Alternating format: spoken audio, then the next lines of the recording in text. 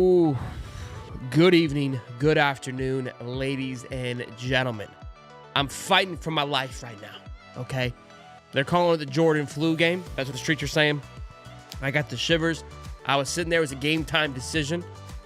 I looked at the wife and I said, what would Jordan do, baby? Buckle up, strap up, lace up. Let's go get it done. Won't be a long one, but we got Cam Parker joining the show. Mr. Swalder, of course, talking all things transfer portal, and the schedule was just released, so we'll talk about that, thoughts and opinions.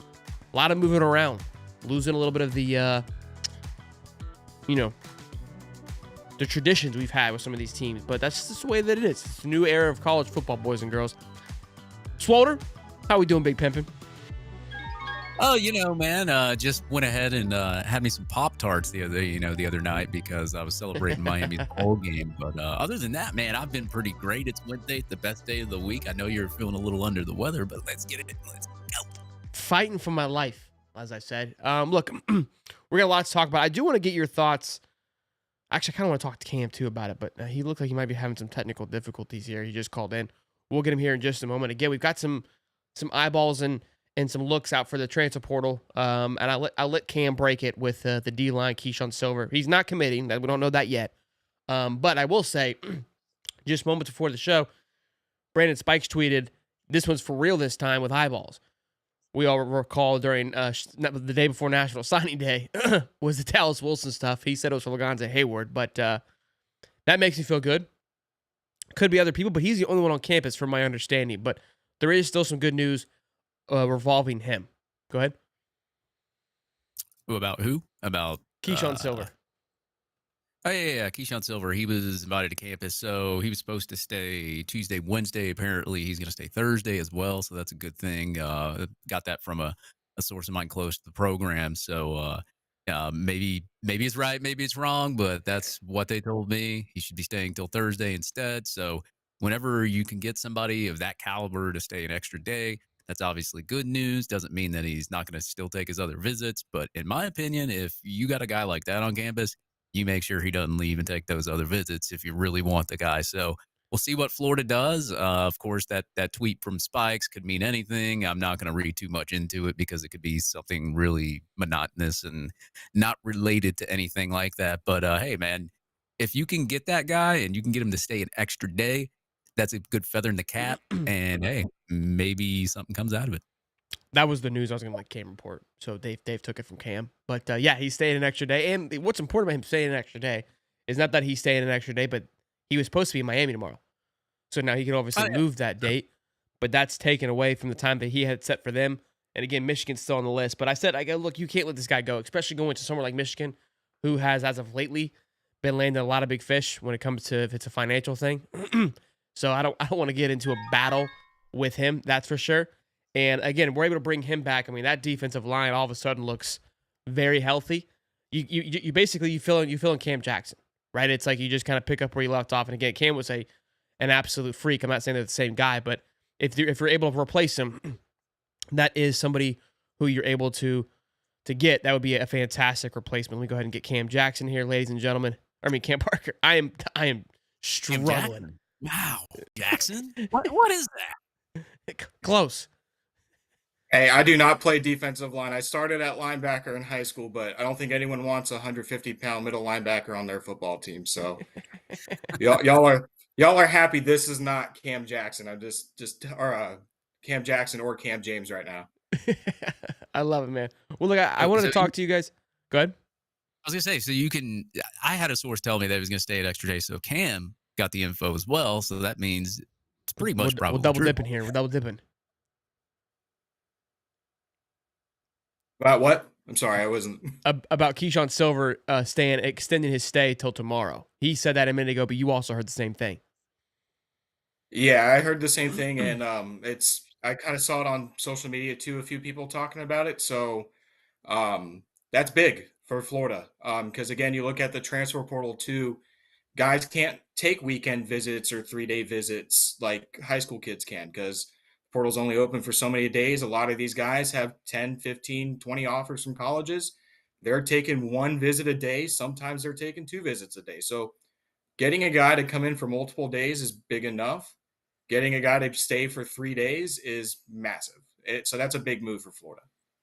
Yeah, look, and I don't know if you saw what Brandon Spikes just tweeted like literally before the show started, saying this one's for real with little emoji eyes. I mean, who knows what that means? But again, we Oh read the tea Lord, this leaves. guy. Yeah, I mean, I'm just saying it's not me. It's not me. It's not. Don't yell at me. Yeah. I'm just reporting the news Well, here. I remember signing day. He put the tweet out about the call, and everyone thought it was about Dallas Wilson, who then stayed with Oregon. And it turns out he was talking about Lagonza Hayward the entire time, which is It's great. still a good That's a pick. great pickup.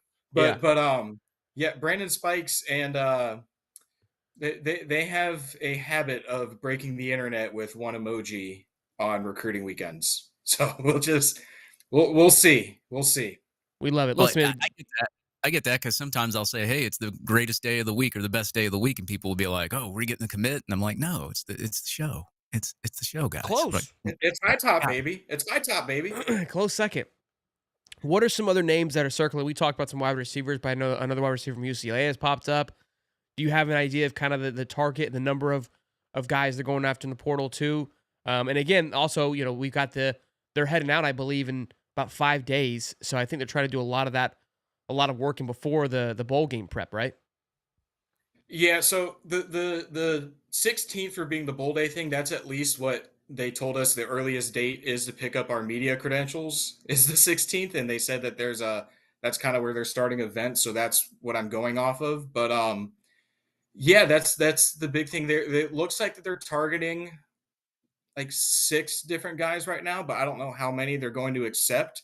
Because again, I know I've talked about this in the High Top Discord. So if you're not in that, get involved in that. I know Dave has posted my articles on Twitter with the scholarship tracker and the transfer portal tracker and all that. Florida is just now under the scholarship count of 85, but they still, if they want to make all these additions, they would have to lose more. And so it really just depends on where they are with that, with how many receivers they want to take. But right now, it seems that the 2 public offers are the ECU kid, Chase Sowell. Dad was a Gator baseball player, mom a Gator soccer champion. And then Reggie Virgil from Miami, Ohio, who people were kind of freaking out that Florida offered him. And as soon as Florida offered him, all these other offers came in. So it looks like Virgil's visiting on Saturday and Sowell will be visiting after the bowl game. And then I know that they're also targeting the UCLA kid, J. Michael Sturdivant. Yes, that him right there. It looks like he'll be visiting on Saturday as well. And I know that there was also some smoke about the LSU kid too. Um, as far as that, they're pretty secretive when it comes to the portal for the most part. CJ, But right? those are the 4. Yeah, CJ Daniels, I believe. So those are the 4 guys that I'm really focused on. But the 3 that they have for public visits that everyone knows about are the 3 that I think that they're kind of beginning to hone in on. At the same time, the portal's only been open for 2 days now, so it's a wait and see game kind of from there. They seem to be moving a lot faster, and I think the bowl game in a way is forcing it to move faster. Nick Anderson's been a name been thrown around as well. I saw that or read that between like us and A&M, I believe. And all these guys, what they have in common is they're all 6'4". Every last one Yeah. of them. Yeah. That's the only thing that I can find that's a commonality with them. Yeah, and that's no surprise either because you missed out on Dallas Wilson, who was your 6'4" big body receiver. You're losing your 2 bigger receivers in Chimere Dike and Elijah Badger. So they need someone with length that can get down the field and make plays to go with. They already have Aiden Mizell on roster, and he's a 6'2" guy, almost 6'3", plenty of length, plenty of speed. So they need a yin to his yang, if you will, because Trey Wilson is your small receiver. Tank Hawkins is your small guy. Vernell Brown is your small guy. Nashawn does have some length, Nashawn Montgomery, but again, I don't know if Florida's in the business of throwing true freshmen to the fire at the receiver position. So all these guys, we knew what type of receiver they were going to target, big body guys that can get down the field, make contested catches. And I was just on a Twitter space too before I joined on while I was typing up the Gavin Hill thing. The Florida's receiver targets, I know some people were kind of panicking that the fact that they offered a Miami, Ohio kid, the fact that they are going after a kid from ECU. I have no problem with the receivers that Florida's going after because this staff has proven that they can evaluate receivers. Their portal grabs at the position have been fantastic. The evals have worked out. Um, it's not a position I worry about. Offensive line, defensive line, or safety are kind of you know, those ones you may have to I kind mean, of Cam Jackson, Cam we'll Banks, see. and Gums. Those were all. Yeah, but I mean, those were great. But for them, we have our smelling salts guy, Joey Slackman. oh, you're right. You're right. I mean, listen, Unfortunately, he did us we a lot. have He did a lot your of great things for us. Okay, off the field. All right, football guy, locker room guy. football guy, Yeah, football locker room guy. guy. But receiver is the only position that they've been absolutely consistent with each year that they've gone after someone in the portal, and that's been the position with the best success. So it's kind of it works until it doesn't. It. I have no issue with who they're going after. We'll see what they Yeah, do. It's kind of it's gonna work out until it doesn't work out, and even then, no real need to panic over the receiver position. yeah, and you can evaluate all you want on any player there is, but I think the overall thing is like, even though if you evaluate, say you bring in 10 players and only 6 or 7 of them play well and the other 3 don't, you still got 7 players that played well for you and 3 don't. Because anytime you evaluate a player, you're gonna miss on a couple of them. If you're a really good evaluator, you're gonna miss on like 20%, maybe 30% of them. And I think Billy Napier's done a good job of evaluating talent, especially in the portal. He's also gotten a lot of good play out of some of these 3-star guys, your Aaron Gateses of the world and guys like that. I mean, I as much as I'd like to say a stars matter thing, it does. At the end of the day, the stars do matter, and that's what wins you national championships and everything else. We need more 5-stars here at the University of Florida. But at the same time, being a good evaluator of talent helps you get in those guys that may be the lower underrated guys. You saw Kirby Smart trying to fight for Jeremiah McLeod, a guy that's been climbing in the rankings ever since he's been recruited. And I don't think he's ever dropped in his ranking, but maybe once. And he went right back up. I mean, these are guys that, with further development, they can turn out to be really, really good players. And I think that's what Billy Napier's been really good at, is evaluating these players, getting them in, developing them to where they can be really, really good. Look at Jaden Baugh, 3-star guy that, I wasn't excited when he came. I looked at his film in high school. I was like, he's kind of slow. I don't know if he'll be that great. And then all of a sudden, hey, look, he's cutting up the field. He's doing things I didn't even really see on film. So somebody saw something in those camps and was just like, okay, dude, we'll give this guy a scholarship. We'll give him a shot. So I have to tip my hat, man. Billy Napier's been a really, really good evaluator of talent. And you have to look at too and you use the Kirby example with Georgia. Everyone knows Kirby's one of the best recruiters in the country. It's Yep. it's kind of a telling sign when Florida offers a kid and Georgia comes in with an offer a day later. You know what I mean? Like the Charlotte quarterback too just picked up a Georgia offer. So it's kind of a telling sign from there. And I hate to use Georgia as an example of what to aspire to because they're Florida's biggest rival, but that's something you can look at too, where if Florida offers a kid and you're panicking and a day later Georgia comes in with an offer, you need to stop panicking. Like they're making the right move. Yeah, and I think Kirby just, his recruiting tactic is just, hey, follow Billy. It's like Burger King, McDonald's. Once McDonald's starts to build, Burger King just builds next to it. Like we don't need to do the research, just follow along what they're doing. It works out for us. I mean, we offered a quarterback, and then Kirby offered him right away, like afterwards. So I mean, it works. Yeah, we got the kid from It's the UCLA quarterback's on campus right now too. Right now, right? Purdy. It's the Katie Turner effect. After leaving Georgia for Florida, Kirby's a day behind with getting these offers out. That's true. That's true. Katie's working overtime. So I think the number, what I'm hearing too, kind of what Florida's going after, is about 6 to 10 guys, give or take, in the portal. And again, people are like, oh, we gotta go after the portal hard. But it's like, look, we don't have so many spots, like you kind of just mentioned before the show. The only thing that I would say that we're not going after publicly right now would be that tackle position or O-line position at all, which makes me feel somewhat confident that the Slaughter and Barber guys are coming back, right? So you only need to really go fill in that Crenshaw position. Yeah, and it would make sense for a guy, first off, like Austin Barber to come back. He's been a consistent guy, but one really good final season could get him over the hump and be the difference between hundreds and thousands of dollars or millions of dollars in the NFL. Jake Slaughter has proven his worth, but he's a guy that I think Florida is kind of willing to do whatever it takes to keep. And it's really kind of looking that way too, that he's going to stay. But again, it's too early. But also with the offensive line, it's also about who's in the portal. I haven't really seen any big offensive line True. names go in the portal yet. Then again, it's only been open for 2 days, so Right. no need to Panic. absolutely panic. And maybe there is someone in the portal that we just didn't see and Florida likes. But really, it seems like they're trying to get the two biggest needs right now out of the way, which is your outside receiver, why they have given two offers and they're going after a few others, and interior defensive line to replace Cam Jackson, which is why that they're going all in on Keyshawn Silver. So really seems like they're going after those two positions first, and then once they get those taken care of, maybe you look at the offensive line. But I think also they're kind of waiting to see what Barber and Slaughter do. But you're right, the right tackle position is a major need. Um, all they really have at that position going into next year are Cam Waits, which I don't think anyone wants to see him at right tackle again. Caden Jones, who hasn't really played much but could be interesting. Yeah. I know Fletcher Westphal, I believe he was working at left tackle, but again, another guy who didn't play this year that much. He redshirted. And then you have your two signees in the class in Medlock and Tavares Dice, who Florida does not play freshman offensive linemen. They just don't. Unless your name That's is why Najee five-star Harris.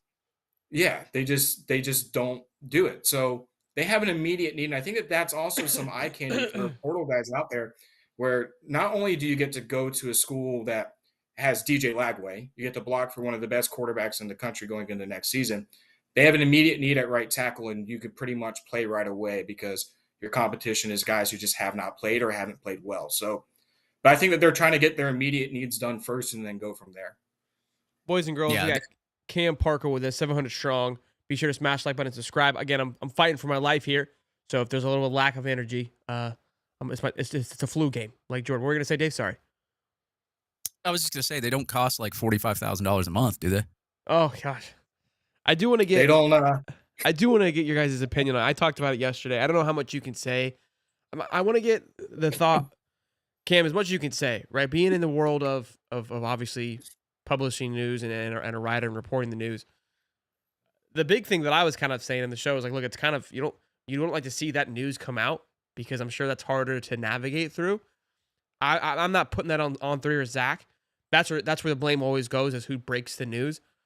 But as your guys' job, I mean, your job is to take the bias out of it. And if you're given juicy information like that, like your job is to report on it.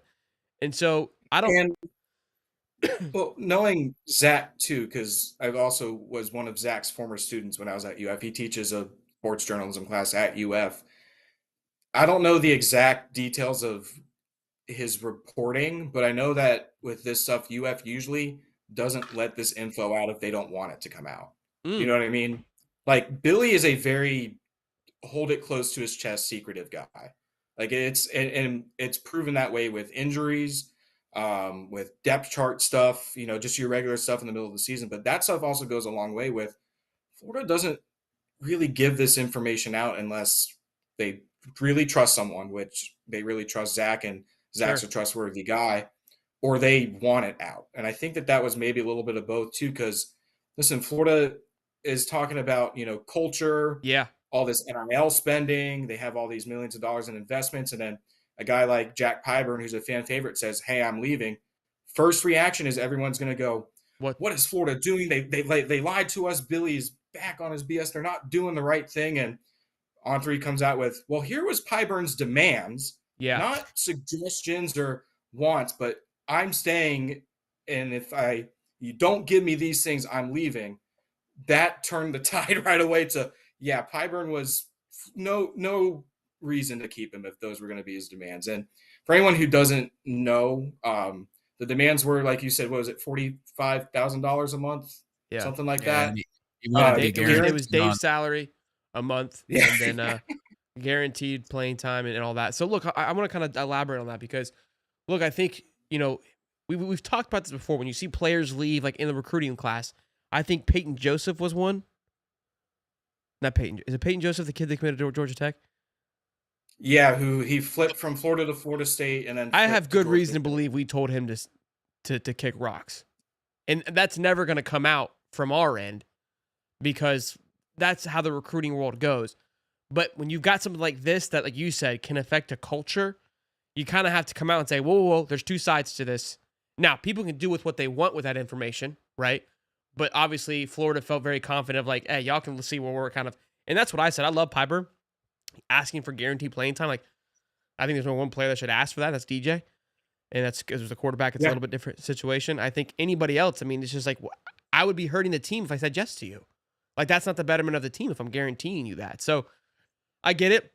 His senior year, he wants to do the best that he can, but that's interesting. I was wondering how that was released because again, there was people were, I'm sure that's harder now because now the team knows, they see what's going on, and so you have to kind of you got the more information that comes out, you have to learn to navigate that, right? So I mentioned it, and I'm glad you kind of cleared up that hey, it was kind of a strategic move, even though if it may have had a little bit of negative publicity come back. Ultimately, I think it did what it was supposed to do because everyone kind of flipped the switch really quickly. They're like, oh, never mind, whatever.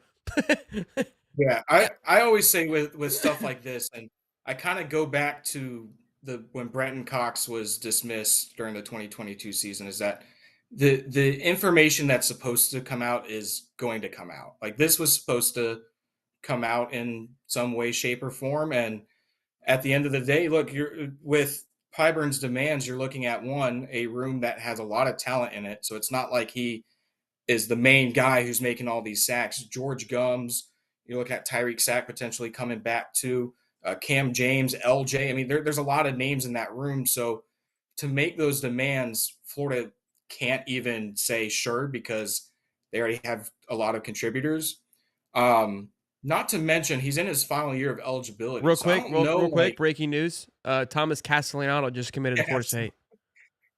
I saw that on What my a phone. I was QB going to say that. Yeah. So sorry, guys. As you what were. a QB room. Yeah, I Just mean, the I one think receiver if Dave comes in. walked in there, he would be the tallest guy in there. As you were, Cam. Hey, DJ Ungalale is returning too. He announced that. Yeah. That's some big important stuff. Is he really? Yeah. He So it's announced that DJ earlier and today. Cam in the same room, See? and no Luke I'm just kidding. Cromanhook. No, No 4-star, no Elite 11 champion. I think that was a fake troll account. I was just kidding, but that is funny. But yeah, Go man, ahead. what a QB room up there in Tallahassee, man. It's a shame that they don't have a 5-star. It's a shame that they don't have a 5-star guard to protect them. Do not take my word for that. I was just kidding. Don't take my word for that. But back to Pyburn too. Like you're also looking at a guy who's going in his final year of eligibility.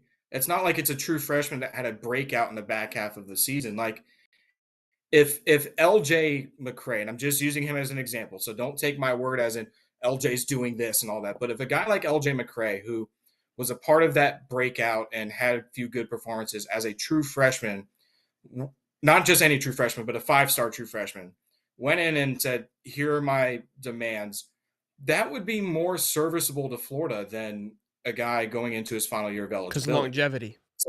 So because longevity and, a higher ceiling in a sense. So the Pyburn thing, it sucks because you don't like to lose a guy like that. He was a consistent force in your defensive line room, locker room guy, good motivator. But at the end of the day, you can't make excuses for NIL spending for a guy making some demands like that. And you got to move on, and they've got some good guys that they could work with from there. So is what it is, and there's the edit. Yep. Oh, baby. Yep. They're 900 strong. I want to make sure everybody sees what the future of Florida State holds. Real quick, though, I was actually talking to Stephen Harris about this with the Pyburn thing. Because, I mean, I loved watching him play. It was what really crushed me. Like, he was kind of like a fan favorite, you know what I mean, for me. And I'm, what I would be concerned at is like, look, you're going to go elsewhere and have to learn a new system, learn a new scheme. And I get you want to go and make the best of yourself. But in a way, I mean, what you were doing at Florida, if it would stay the exact same, I mean, you were killing it. So you could argue, and we said this, kind of how Anthony Richardson sold himself to the NFL. It's like, I only played 1 year. I didn't have much. You can kind of sell when there's there's less to look at, right? So look, you're taking a big gamble because if you want to go get more playing time, maybe some things kind of show. I'm not saying that's going to be the case, but I think the how they were utilizing him, and he would continue to get better, he would have easily been a second or third round draft pick. Now, I'm not saying he can't go elsewhere and continue to make himself look that good, but I don't think that he was going to get, unless he just got beat out, which is another conversation. But if he wants to be a second round guy, he needs to beat those guys anyways. And I think that he would have been looked at just fine, even if he had limited playing time.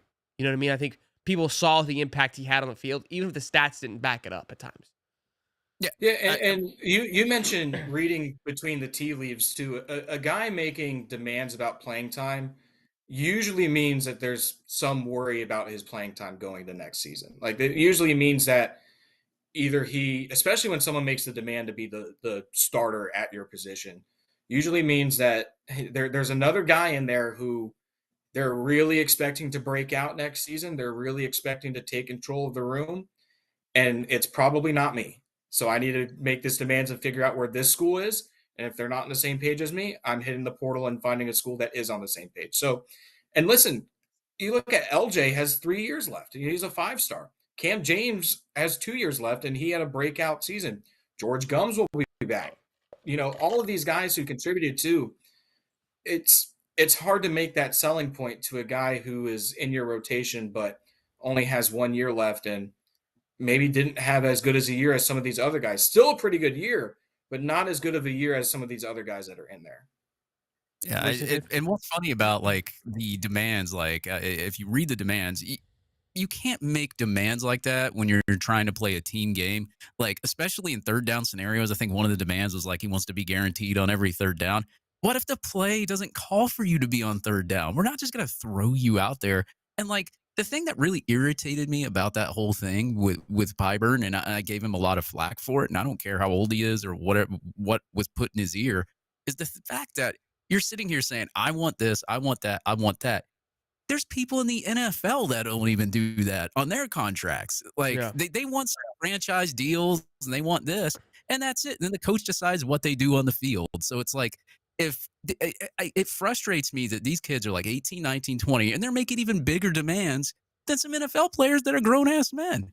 Get a life, be a team player, stick it out, and get yourself to the NFL. That's my Yeah, take. I hope because there's the quote from Kirby where like some of his guys, his D line guys, they don't have the stats as other D line guys have, right? And he's like, hey, are you gonna have trouble recruiting guys? He's like, I don't know, look in the NFL. So like the stats don't always pan out to be the best thing. I mean, Princey's a prime example of that. It's gonna be interesting to see how he translates into the NFL. Like clearly does not show team player mentality whatsoever. Like those are major red flags to me if I'm a GM owner. That edge position can be very solo like where you're just kind of in that killer mentality. But look, I mean, it is what it is. But look, getting that information that hey, Florida kind of said, hey, we want this to get out there, kind of shows that's a hardball play in my opinion. And it's like, hey, we can't. Like you're a big face. We know we appreciate you, but I can't let this walk and it not be known what happened because we've built something and I'm not gonna let this one thing mess it up. And I respect it, although I hope it doesn't impact him as a player. And it sucks these kids. And who knows what it is? Is it these agents in their ears saying demanding these things because they're saying, hey, I'm here and this person's doing this. That's the other part of it. It's a messy world right now. Yeah, and going back to what Dave said about especially the demands about playing time is that, especially on third down and what if the play doesn't call for you to be on the field on third down? What if George Gums is in the middle of a breakout season next year, but Yeah. Florida has to sit him on the bench because Jack Pyburn demanded playing time? That falls back on Billy and Mike Pete saying, why aren't you playing this guy? This guy's playing great. And they go, well, we had a kid who demanded NIL that we wanted to stay, and he demanded playing time too, so we've got to reach that deal. And That the other is insane. It's insane that is had Florida accepted it would have been a real deal possibility. Yeah, and the other thing that ticked me off, I forgot to mention, somebody posted something he posted on Instagram about like, it was kind of like dissing Billy Napier in a rap song or whatever. I putting didn't some take it that lyrics way. out People there. look into lyrics way too much. I'm not. Yeah, that's Well, if it was, that's really selfish because you just got mad because they didn't give you what you wanted. That's all it was. look. I think we Suck still it up. we still have to keep into consideration. I understand. Like we like, oh, I don't care how they're still kids, right? They're still like we're grown ass men. We do dumb stuff. I do stuff. I did some dumb just They're the grown other day. adults too. They're grown adults too. I understand, but like, there's how long you've been on this earth matters, and I think there's sometimes we hold them to a standard. I'm cool with that, but there's ebbs and flows to it. We got a couple super chats. Lane Change $5 says getting key players out of the portal. We replay outbound next year, baby. I love it. Thank you, Lane Change. Shout out to Lane Change too. Dave's not wearing his Lane Change today. And then $20, my man MJ Gator says go Gators 10-2 next year, baby. Let's go. Yeah, Bills, we got 900 strong in here. Let's see if we can get to 1,000 and also smash the like button. Cam, before we let you go, big guy, tell them they give you a find. And also, I know you're updating the report of guys coming in and out. Gavin Hill is the newest one. What was the number you said that were under for scholarships? So from my last count, which was when Gavin Hill entered, let me find it. They were at 115 total players, which again, the count that they have to be at is 105. And the scholarship count was at 81, which they're allowed a max of 85. So for next season, they'll have 85 scholarship players, 20 walk ons, which I imagine that those walk ons will get, especially if it's a guy like Cormani McLean who is not on scholarship, but they'll have some NIL package to help, supplement that. But right now it's at least from my count, 115 total, 81 on scholarship. And listen, the walk-ons leaving the program, it sucks because you like to have practice players, but at the end of the day, they have to leave to make room. And more scholarship guys leaving means that they could go after more guys in the portal too. And really, outside of Pyburn, the guys who have left did not contribute that much this season. So it, kind of is what it is there. But yeah, they're finally in a position to make some moves. I would say they're finally in a position to get commits and stay under that scholarship count. So we'll see how it goes. But yeah, I'll have it's the Count to 105 Florida Gators roster updates on Florida Gators on Sports Illustrated, and then our transfer portal tracker, which I update as announcements come up, is on the website as well. I also post those on my personal Twitter account, which is at CamParker25. So I'll have updates pretty much as guys enter the portal. If it's a notable scholarship player, we'll write a story and a breakdown on it. If it's a walk-on, we usually just promote the trackers and the counts. So you can find all that information on there. You're the man, Cam. Thank you so much, Bubba, for joining us and giving us this information. It was great insight as always. Merry Christmas to you if I don't see you before then. And be good. Maybe we'll be in touch. So it's a big couple of days. We land some guys we'll have back on. But I appreciate you, man, as always. Thank you.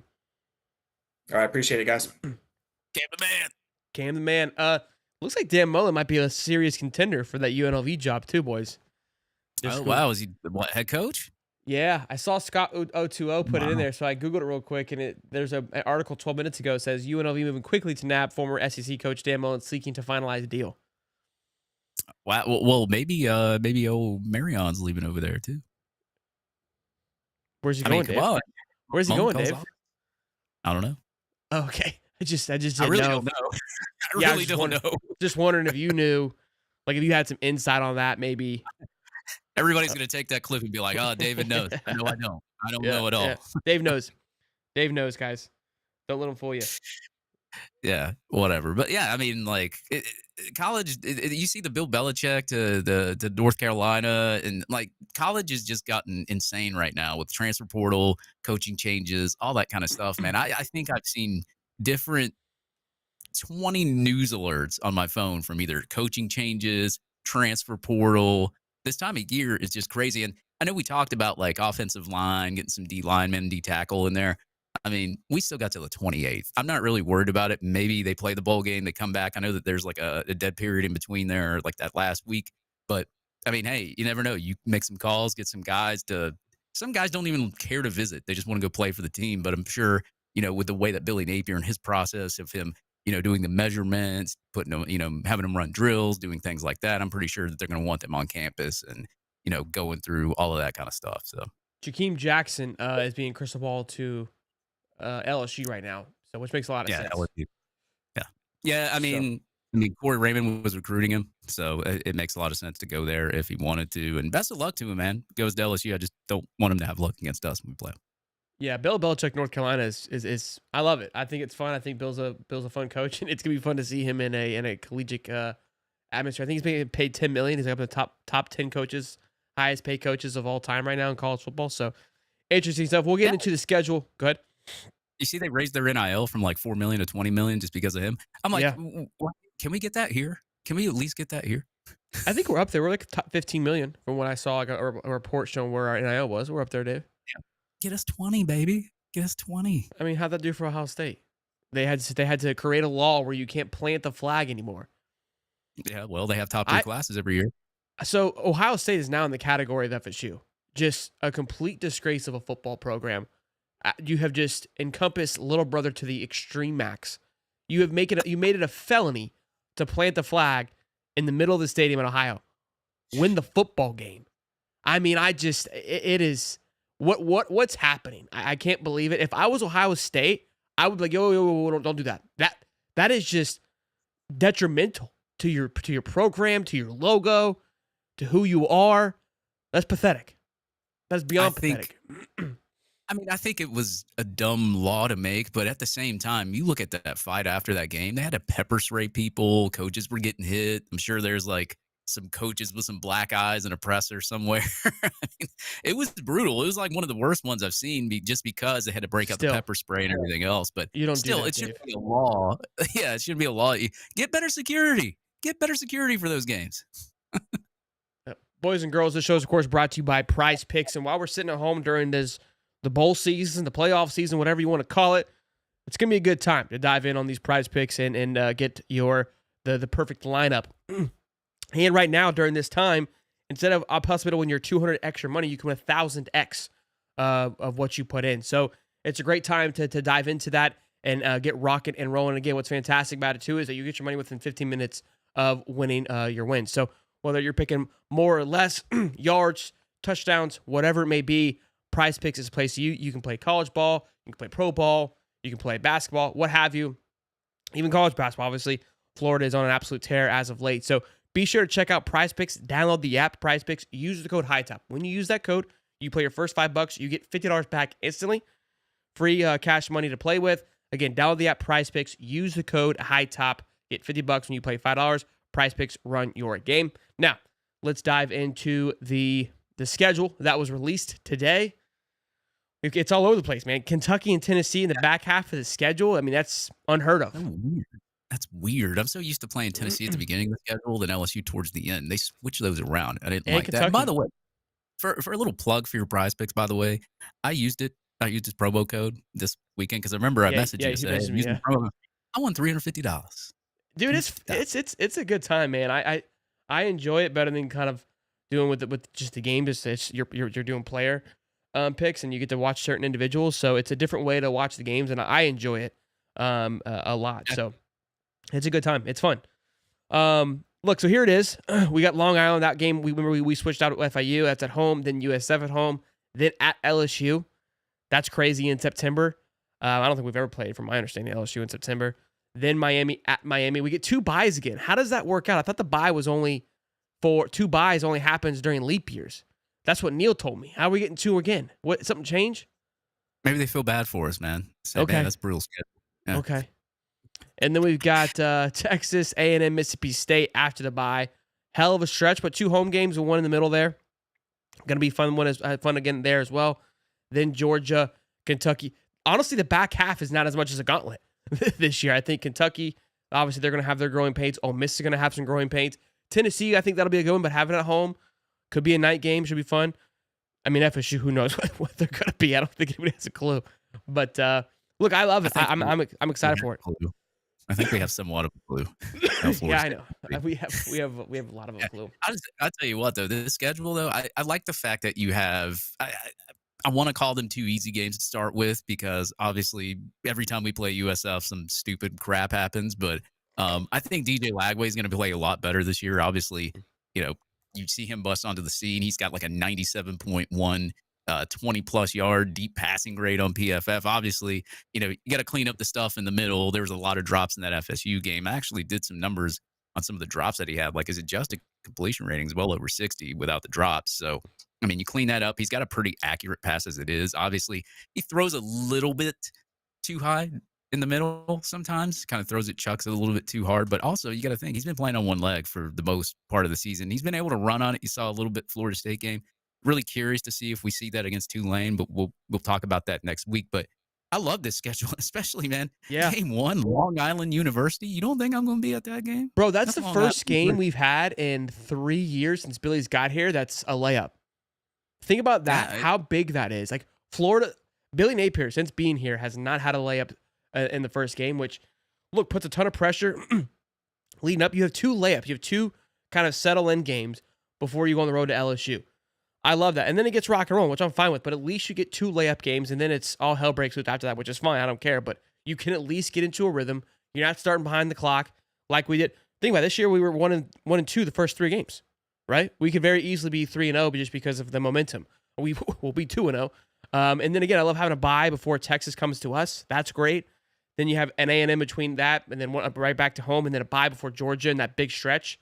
And that Georgia, although it says away, right? It's not really an away game. I mean, those guys are kind of used to that, so that doesn't really look. I don't look at that and think, okay, we got to go on the road.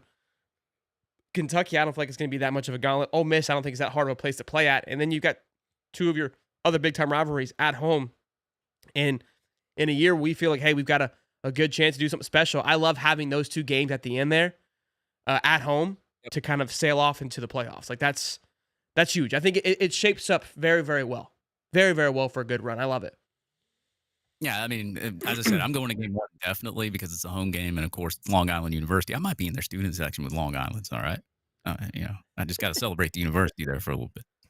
Rookie Lynn says, "Who would you want as an OC if you hire one?" I can't do all that right now. That's those. We're never close. I thank you for the $5, rookie, but everybody's like, I've seen some people say hire Dan Mullen back. I'm like, no. Billy's so peculiar in who he likes. Like, that's the guy I'll marry, and I don't know if they want the go because I think Billy's gonna want to keep his offense to somewhat what it is. So he's gonna go get a guy that's gonna call that, if I had to guess. Yeah, I think he's gonna get more of like an RPO guy that can be a little bit more creative with the offense that he's running. Absolutely. Well, boys and girls, like I said, the flu game's a lock. I dialed it in. We almost had 900 strong for 45 minutes. I appreciate you guys, but I'm hanging on by a thread. And I'm expecting this week to be a busy week. I've got to preserve my energy as best as I can. I'm going to try to get healthy and go to bed. But I appreciate y'all. Hope y'all enjoyed the show. I know that I did. Be sure to smash the like button, subscribe, check out Prize Picks. Davey, anything else? Yeah, also, I will be at the basketball game in Atlanta this Saturday. I'll be at the Florida Victorious event from 12 to 3. Nick Delatorre will be there as well. So if you guys are near the Atlanta area, you're going to that basketball game against, I think it's Arizona State, come by, swing by, check us out. We'll come say hi and take pictures and maybe sign an autograph. You know what I'm saying? I love it. Y'all be good. Sleep tight. Don't let the bugs bite, baby. Peace and love, baby.